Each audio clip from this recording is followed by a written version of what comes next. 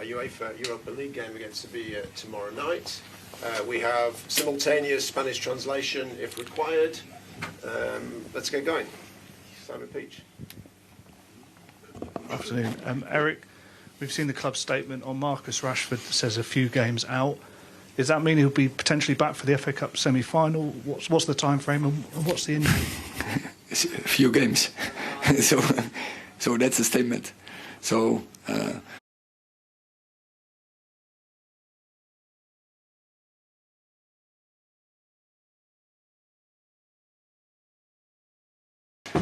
I can't give more details of it because we don't know. We have to see how it develops the injury. And what about other injury news? Luke Shaw, Alejandro Garnacho, any chance they'll be available for tomorrow? No, both not available. Few games? Definitely the injury of Garnacho is more severe, it's more strong, but Luke Shaw, I expect him back at a short notice, yes. Simon Stone. Eric, you've waited a long time for Anthony Martial to come back. Is there a concern with Marcus now out that you need to rely on him more than you would have wanted to, given he's been out for so long with injury? No, we don't have to force things, but we're careful, of course. And I have to say, so the front line against Brentford and Everton worked really well. I think it was continually we were a threat. It was difficult to defend for the opponent. So. Samuel. Question for both of me. Eric, is Anthony Martial, he's been eased back into the team. Is he under consideration to start for tomorrow night's game? I think he is ready, yeah, to start game. But as I said, the front line against the Brentford did really well. And then we decided to continue that against Everton, and they did again very well. And the advantage was also that we can bring Anthony Martial slow back, but in the team, give him minutes, get him used to game at the highest level, to high intensity. But I think already against Everton he was ready to start the game.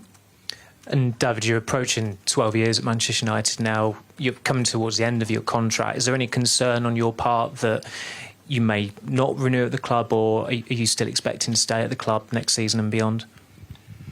Well, I think it's time to be focused on games, because we play many games in a row, so it's not time to lose the focus and think about contracts. So yeah, now my mind is just ready to go and keep playing as my best. That's where my mind is, in keep going and be focused on training and playing games. Ben Ransom, Sky. Eric, with Christian Eriksen coming back, I know when he was injured you spoke about his importance to the team. How much more dangerous are you as a side with Christian Eriksen in it? I think the balance in the midfield was a long time very good with Casemiro, Christian Eriksen and Bruno. And Christian had his part aside to Casemiro. I think the cooperation between them two was really well.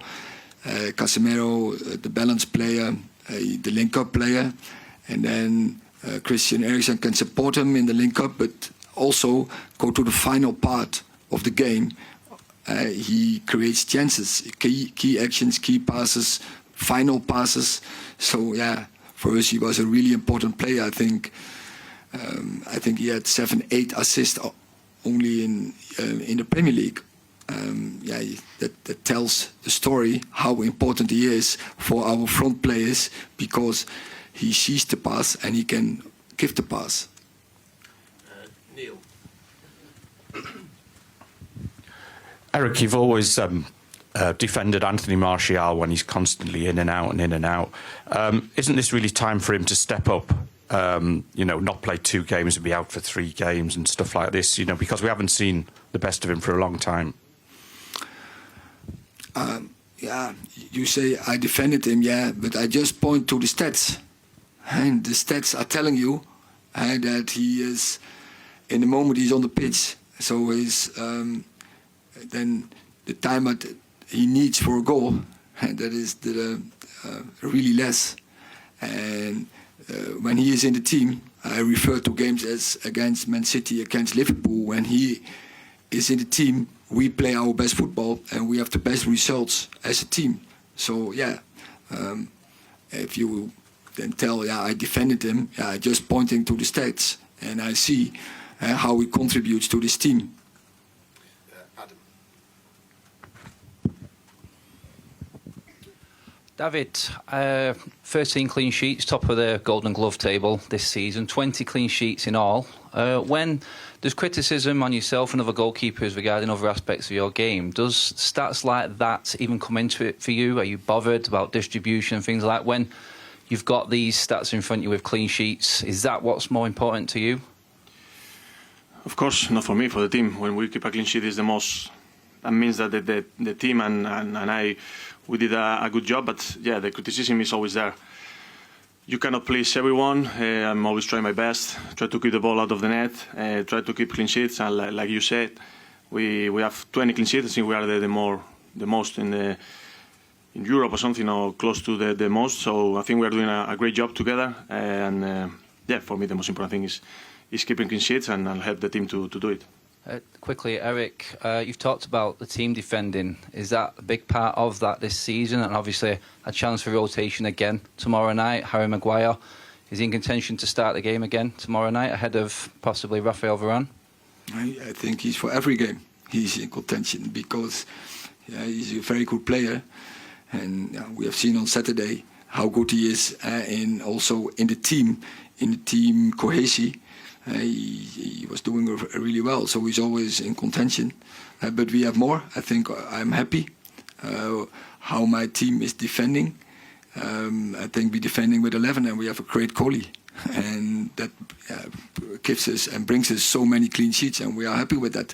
But we have to do it every game. We know that, and we have to keep the discipline in defending.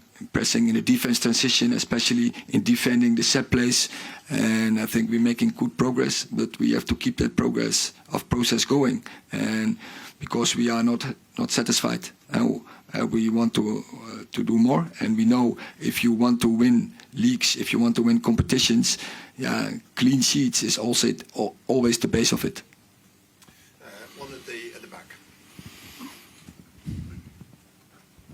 Mr. Den Haag, I wanted to ask about the development of Marcel Sabitzer. How do you see him, and could he possibly be a long-term United player? Do you think about signing him over the summer?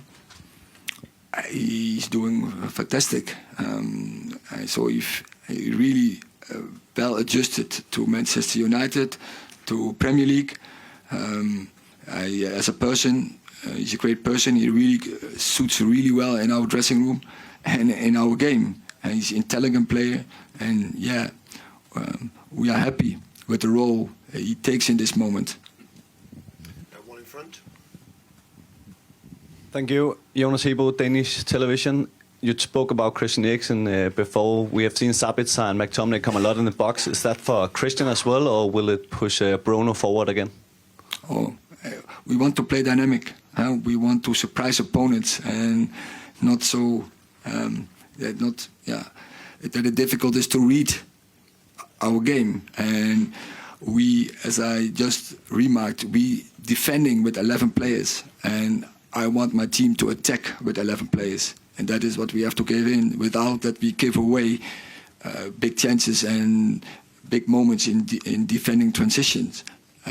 So we're working on that game every day and every game, and we have to improve every game. Flex.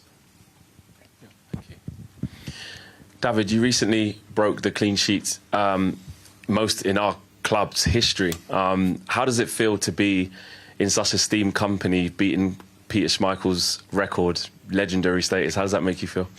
It feels great. That means that I've been here for a long time, doing well. Just beating the record of one of the best in the business, like Schmeichel is yeah, it makes me so proud. And like the manager said, now is the moment to keep more clean sheets, to still improving and doing even better. And yeah, when we are keeping clean sheets, we are close soon to winning big things.